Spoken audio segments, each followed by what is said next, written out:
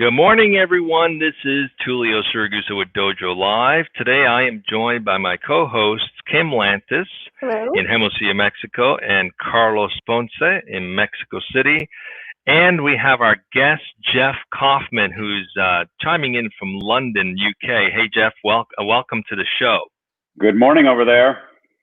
Jeff is an Emmy Award-winning war correspondent, so we're going to get to know you a little bit and talk about what it's been like to transition from a journalist career to becoming an entrepreneur. But before we do that, Jeff, please introduce yourself. Tell us a little bit about yourself.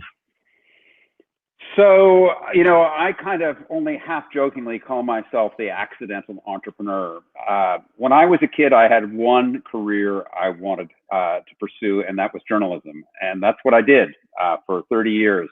I started in Canada at the Canadian Broadcasting Corporation and in local TV, and then made my way up to national television, and then moved to New York with CBS Evening News, and then after that to Miami, covering the southern U.S. and Latin America with ABC News, and then came over here to London, England in 2011 as ABC News London correspondent. In the bucket list of life, I'm a lucky guy. I've reported from more than 40 countries. I have seen both the best and the worst of the world as a war correspondent covering the Iraq War, the Arab Spring in Libya, covering revolutions and coups in Latin America, Haiti and elsewhere, but also doing some really interesting, sometimes cool stuff, going to the Galapagos to do a documentary. I mean, wow, that was really a thrill.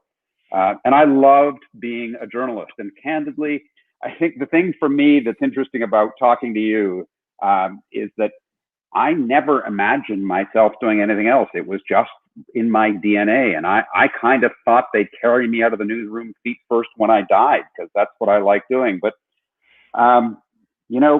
after a couple of years, after 30 years, even if you love something, you begin to realize you don't need to do it till you die, that it's okay to change horses. And I just kind of felt like there was a certain sameness to what I was doing. I wasn't interested in doing celebrity news, and I just felt like something wasn't as exciting for me and challenging in a way that I wanted. And I kind of stumbled into what I'm doing now. If you told me 10 years ago, Jeff, you're going to get into tech, you're going to be an entrepreneur, an inventor, run a startup, I would have bet you a lot of money at very favorable odds that there's no way that would happen.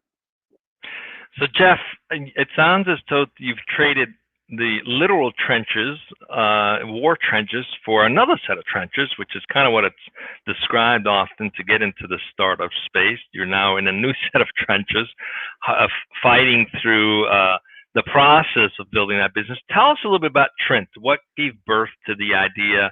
What is it all about? So I didn't know it at the time, but I fit a kind of classic mid-late stage entrepreneur's profile. I'm solving a problem that I lived intimately. I'm not trying to reinvent the taxi industry, which I know nothing about except that I've been in taxis. I'm not trying to reinvent food delivery. I am a journalist. I spent my life producing stories with video and audio content based on interviews, speeches, news conferences. And, so when I started in Canada in the 80s, we were shooting on videotape. I literally don't want to sound like a dinosaur, but I actually wrote my first stories on typewriters, which I know like a whole bunch of people are going to go, wow, he must be really old. I don't think I'm that old. So, but clearly I lived a different paradigm. But my point is that I watched everything move from analog video to digital video to disc to memory card, to the technologies we have and the connectivity of the internet. The whole way information is gathered and disseminated has been utterly transformed in the arc of my career and my lifetime. The one thing that didn't change was transcription and how we actually got at the content. Since the cassette recorder was invented in the 1960s and started to become ubiquitous in the 1970s, it was you record the interview, it's something like this conversation. You rewind at the top, you hit play, you hit stop, and you type it out. You hit play, you hit stop, and you type it out. And I bet a lot of listeners are nodding their heads going, yep, been there, done that. Did it for my university research, did it for my marketing research, did it for my freelance writing, whatever. But that is how, you can't write your story, whether it's for text, a text story, a radio story, or a podcast, or a video story, if you don't have the precise words of what people are saying. And so transcription is the kind of bottleneck in the workflow. And it's the tedious part. It's the, oh God, why did I let that interview go so long? And you'd think I'd have learned in 30 years, but I think being slightly too curious in life, I always loved talking to people, and you'd come back to me and go, I only needed 15 seconds for World News or Good Morning America, and why did I interview this person for 20 minutes? Now I've got to go through and find the right 15 seconds. And so the question that I asked, I was teaching an overseas journalism program for Indiana University here in London, and for my alma mater in Canada, Queen's University, two different programs. And a friend of mine said, "Oh, if you're teaching journalism, you should come with me to MozFest and see where the cutting edge of media innovation is happening. It's an open source conference run by Mozilla every year here in London." So he took me, and I had never been in a room full of developers before. And it was, candidly, I'm not easily intimidated, but seeing a lot of code on the wall is pretty intimidating if you've never been around it. Anyway, I met some guys who'd done some work with audio and text. And I kind of innocently asked the question, if speech to text is so good, I can't use it. Why can't I leverage it to do the dirty work of my content, which is transcription? And that led to the question, well, what do you mean you can't use it? Why not? And the answer is because, well, speech to text, automated speech to text, natural language processing is almost accurate.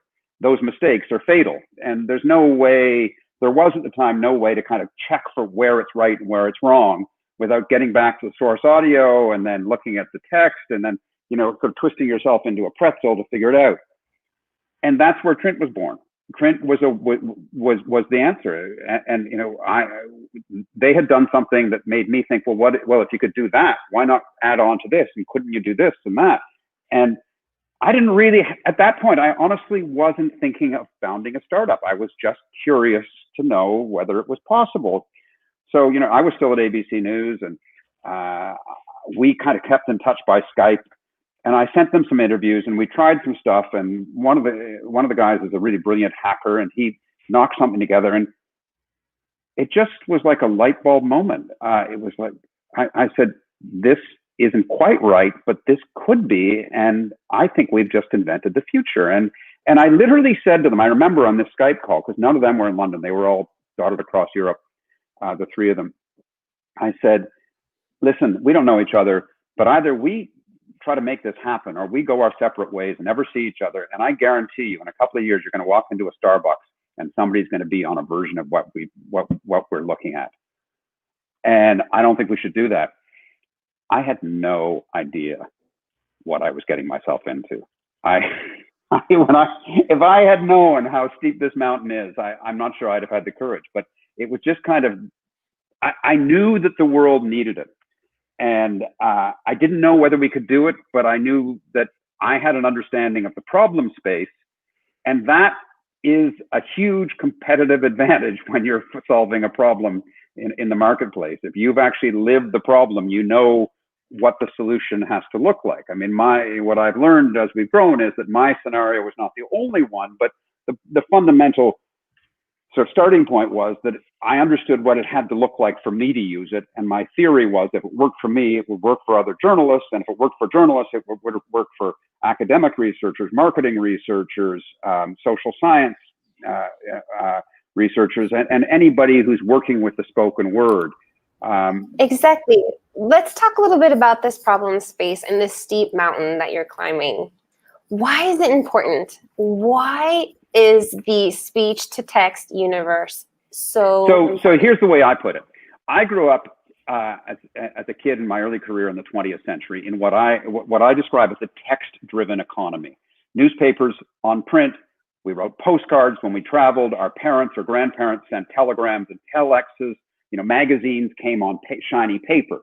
We read text. We communicated by text. We wrote our, university papers on paper, etc. We now live not in the text economy of the 20th century, but in the voice economy of the 21st century. If you think back to the 1980s and 90s, people like Bill Gates and Steve Jobs came along and invented the word processor. And for those of us who are writers, it was an emotional experience to be liberated from typing, because you could think in a nonlinear fashion, you could move words around, you could search words, etc. That was the text-driven economy going digital. We need a similar fluidity, sort of navigability, discoverability with audio, with content like this. So say I mention polar bears and climate change. Okay, somebody wants to search that. They're not going to find it in this podcast and in this conversation because it's not searchable. With Trint, suddenly, because the audio and the text are aligned, because we take the machine-generated speech-to-text transcription and glue it to the source audio word for word, you can search polar bear or climate change and find 15 minutes, 10 minutes into this conversation, that's where Jeff talked about it. Instead of having to scrub through the entire thing to, that's where the reference is to polar bears. And ultimately, that allows you to put it on the internet and make it discoverable. So this is a whole new language for a whole new era of communication. And that's really the goal here, is to create a tool set for the 21st century voice economy. And when I say voice, I mean audio and video. That's interesting. As you're talking, I'm thinking, I've seen several videos, interviews, or just clips reposted over and over by the same influencers or content generators, right? And it makes sense, right? If you can't search or index or find the content by using text search, then the only thing you have is to keep reposting. And it makes me wonder why there's millions and millions of pieces of audio and video that could be searchable and indexed and curated in such a way that I wouldn't have to repost things every 6 weeks, for example, to make it relevant again. So how does Trint solve that? Who are you targeting as your customer base to solve that problem? So Tulia, let me start with where you begin, which is this discoverability and searchability issue. I think of spoken word that sits on a file, or that sits in an archive as a vault with no door. It is what I call dark data. Meaning, if you put this on your website without an associated transcript, 2 years from now, somebody comes to Dojo and says, what did that guy Koffman say? Well, either they listen to it or they pass over it. And that means that the potential value, assuming I say anything of value, is completely passed over.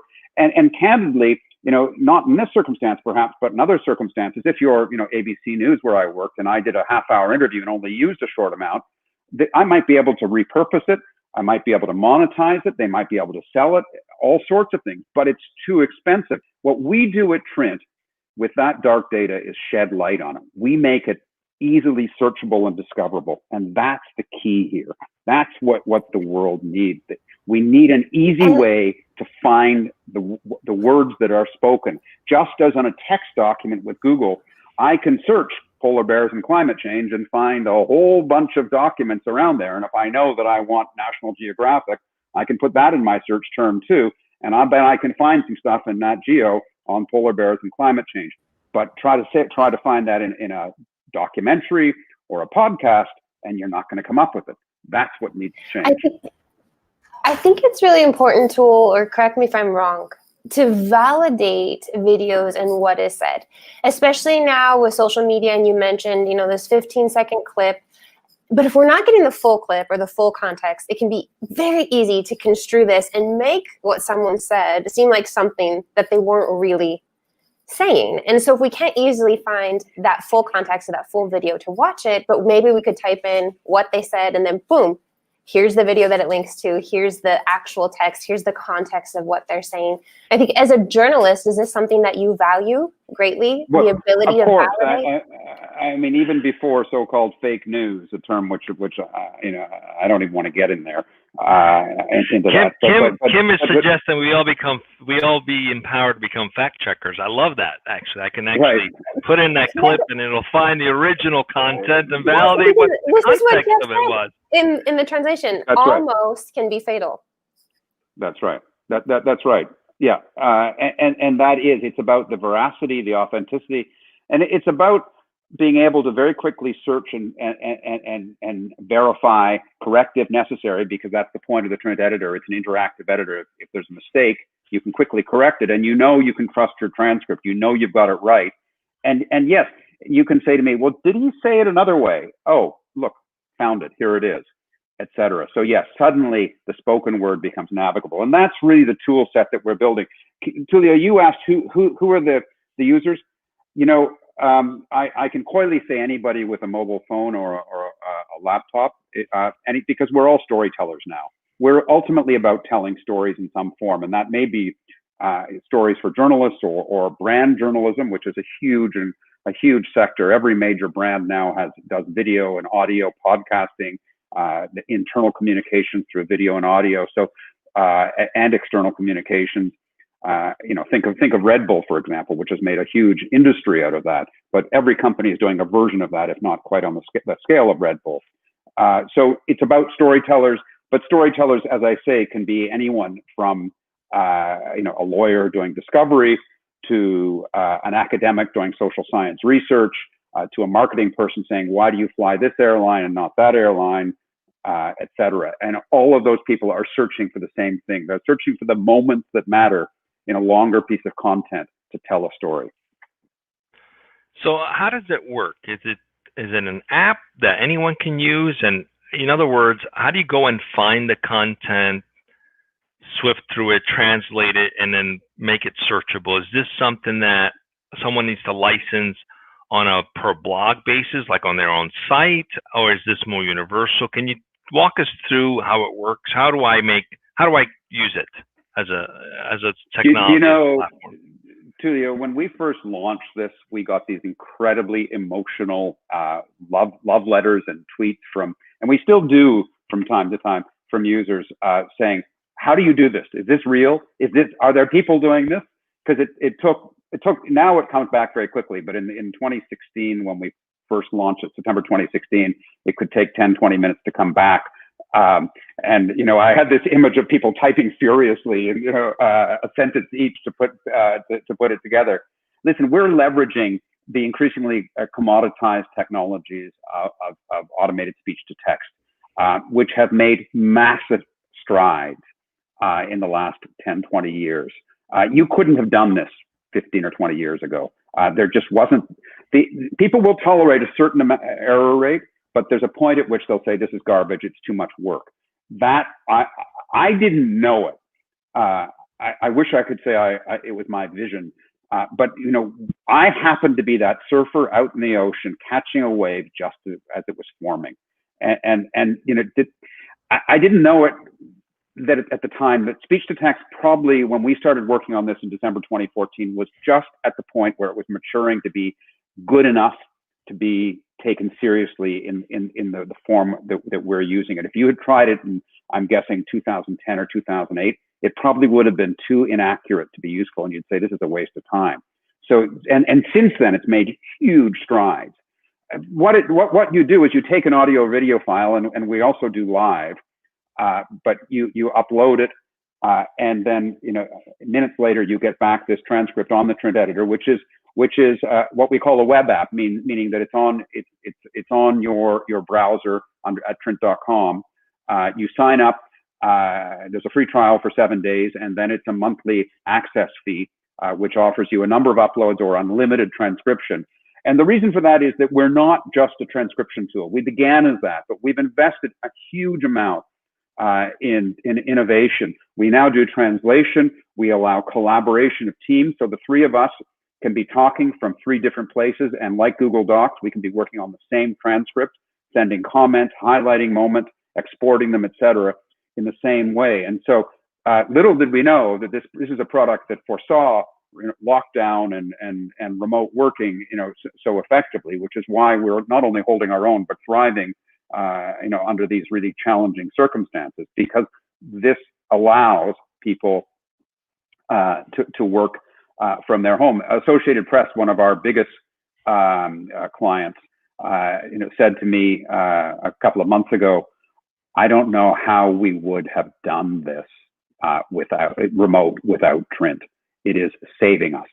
And so, it's really exciting. I had an idea. I don't know. I didn't really know where it was going to take me. But I guess, when you've lived the problem, you kind of have a gut feeling of what the solution that this is not just me. We all hated transcribing. Everybody does. And, I for a long time, we used to give out a swag at conferences, little candy pills that looked like Tylenol, and we called them transcription relief. And people laughed. They cost nothing to make, and they were the most effective swag because people said, you guys got a sense of humor. I hate transcription. I need these. Can I take a few to give to my colleagues? I think it's interesting how most people will see the end result, right? They watch a journalist covering a story, and they see that 15, 30-second, 60-second clip, and they think that's all that there is. They just did it and it's over. They don't realize how much work goes behind the scenes to actually get that into production. Same thing with actors, right? You think, oh, it's such an awesome thing. They just show up and do a scene, but they do that take like 4, 6, 7, 8 different times in different angles, and it's a lot of work. So it's interesting that we often take for granted all the things that go on in the background that are very time consuming, and frankly, it's not fun work. Transcribing your own interview, trying to remember exactly what was said versus using technology to do that sounds like a fantastic solution for journalists and alike. So let's talk a little bit about your company and how it's evolved over the years. Where are you now in terms of your market share? Are you predominantly in the UK, in the US? Are you global, it's a funny thing. Language? Yeah, so it's an interesting question. Here I am sitting in London, England, and our market is the US. I mean, we're in English, and gosh, I don't even know now, 30-something languages, every major language, whether it's from Russian to Mandarin to Arabic, all the European languages, a lot of smaller languages, or less common languages. We also translate. We won a 300,000 euro grant from Google's European Digital News Innovation Fund in 2018, I guess it was, to build a translation tool, which we launched last year, which takes conversations like this and we'll turn it into Spanish, Italian, French, German, whatever you want. So we're a platform that does much more. But so the company itself began as 4 people, and I guess we hovered around 8 or 10 for those first early years of bootstrapping, as I kind of made it up and had no idea, just sort of stumbled from one mistake to another, and I don't know to do this. I don't know whether you were a kid. As a kid, you had one of those punching bags, Popeye punching bags or whatever, that with sand in the bottom that your parents blew up, and you punched it as a sort of 4-year-old, and it would bounce back up, and you'd laugh and you'd knock it over. That's kind of like the training tool. Right. Well, and it's kind of like what it is to be an entrepreneur, particularly a first-time entrepreneur. You make mistakes, you make stupid mistakes, you go, how did I do that? And and people say no to you all the time, and you just have to keep bouncing back up. I mean, resilience and tenacity.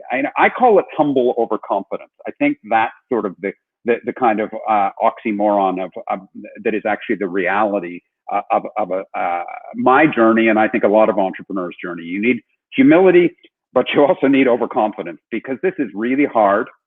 And I wouldn't even want to tell you how many people have said no to me over the years, whether it's funding, or can you do this, or or can you defend this, or can it scale? And you just have to kind of let go and go, okay, but I'm not going to listen to you. Because otherwise you'd fold up your tent and go home, and I don't know what I'd have done. You just have to believe. And I think, for me, that really is the key. I think that they're the three things that I think have been key for my journey as an entrepreneur to make Trint what it is: our vision, seeing what this can do, passion, the drive to do it, and the drive to bring others along, and authenticity, the humility and the honesty to say, this is what I don't know, help me, and to allow people to say that around you in the company and the people you work with. And I think that the rest you can either learn or hire. And at this point, Trint is now 75 people. We are in Toronto with about 14 or 15 and about 60 here in London. And we are hiring, at least another 25 before the end of the year. We will have doubled the company since March. And we have plans to grow beyond that because the market really, really is demanding the tool we have and the innovations that we have planned. And so it's pretty complicated, actually. I feel like I didn't know it, but I could be writing startups for dummies because I feel like I've lived my own journey. How to survive your own stupid mistakes and bad advice and good advice and confusing advice. That's what this journey is about. Well, sounds like you have stuck with it and it's paying off. So congratulations, and definitely the timing for what you're doing is very appropriate. I want to just quickly, as we wrap up, there's a lot of people that have been impacted by COVID-19 financially in the recent 6 months. Some who have been in the same careers for 20, 30 years, finding themselves struggling to get back into that track. You obviously made a huge pivot, right? You went from a journalist to an entrepreneur, and you say it's an accidental change, but that's a typical story for a lot of entrepreneurs. They try to solve a problem that they were facing and end up building a business. But if those who are sitting on the fence, afraid to make the transition from something they've loved dearly for their entire lives, like you said, I didn't imagine myself ever doing this. What would be your words of advice right now for those sitting watching this saying, man, I might need to consider making a change? What are some things you would advise them to do? It's a really interesting question. I would say that a couple of things. First of all, this is I think that if you go into this fearing failure, you won't succeed. I think in my book, the definition of failure is not trying. And if you feel, if you feel that success is the only thing that matters, you're not going to enjoy the journey. And no matter what the outcome of a risk of an entrepreneurial venture, if you actually put your heart into it, you will be a richer, smarter person. Maybe not financially richer, but seriously, it's not just about the money. I mean, of course, there's a pot of gold at the end of every rainbow with a startup. But if that's the only thing that motivates you, I wouldn't invest in you. If you don't believe in what you're doing, if you're not committed to the journey, if you're not excited by the journey, forget it. If you have that in your bones, if you have an idea, then that's great. Then you should pursue it and not be afraid of failing, because God knows I should be failing. Don't tell the investors that. And I would say, for me, as someone with no financial background, no business training, couldn't really am not able to operate Excel even now. Thankfully, our finance team can. I can kind of read a balance sheet now. But don't ask me to explain what some of the terminology is. But I'm shameless about asking stupid questions. It's what reporters have to do in order to survive. You can't fake it on air, on ABC or CBS, or you'll get caught and you'll get hung out to dry. But I would say that it is harder than I ever imagined. It is more fun than I ever imagined, and it is more creative than I ever imagined. And I think those three things, if you like a challenge, if you want to be excited, particularly, I started this in my 50s. The idea, so many of the people who I grew up with are sort of thinking of retiring. I'm definitely not retired. This was, I don't know, 60 to 70 hours a week in the first years. It's not quite as overwhelming now because we've got a really smart leadership team and team in general who carry a lot of the burden and who do a lot of the stuff that I should never have been doing. But if the idea excites you, go for it. And I think it's unbelievable how, to your question, Tulio, reinventing yourself is an incredibly healthy, exciting thing to do when you feel like you're coasting. And so, don't be afraid. I would say one thing about people contemplating entrepreneurship, because a lot of people, when you do what I've done, when we used to go to parties, not anymore, of course, in lockdown, but there is a kind of line that would make my eyes slightly roll, if not publicly, metaphorically, when people say, "Oh, I've got an idea for a startup." I would say 9 out of 10 of them don't. They think they do, because the bottom line is, if you have an idea for a startup, is it really a problem that the world needs solving? And is it really a solution that the world is prepared to pay for, not just once, but consistently? Because there are a lot of things you could invent and do, but they're not necessarily viable businesses. And I think people who haven't done this sometimes misunderstand the idea that something creative, something new is by definition a good idea for a startup. I think that the kind of, you see, I'm talking like a business guy. See how much I've learned, but can it be monetized? Is it scalable and repeatable? Those are the things that investors want to know, and with good reason, because if people are going to pay you $10 once, you're not going to have a business.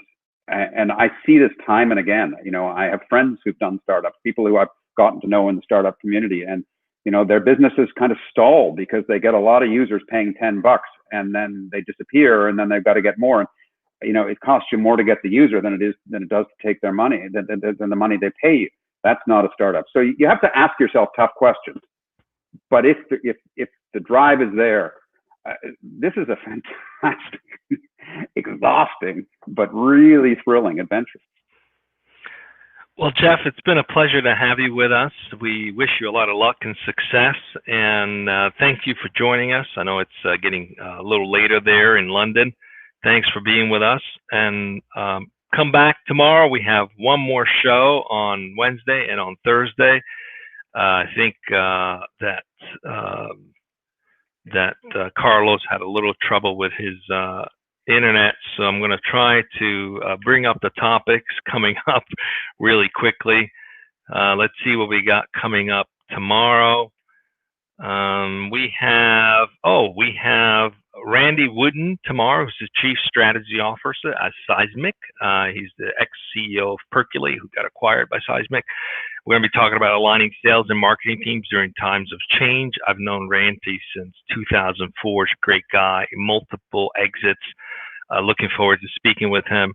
And then, of course, the day after on Thursday, we have Scott Ford, who's the CEO and co-founder of Gogi Bites, and we're going to be talking about communication, just as important as code.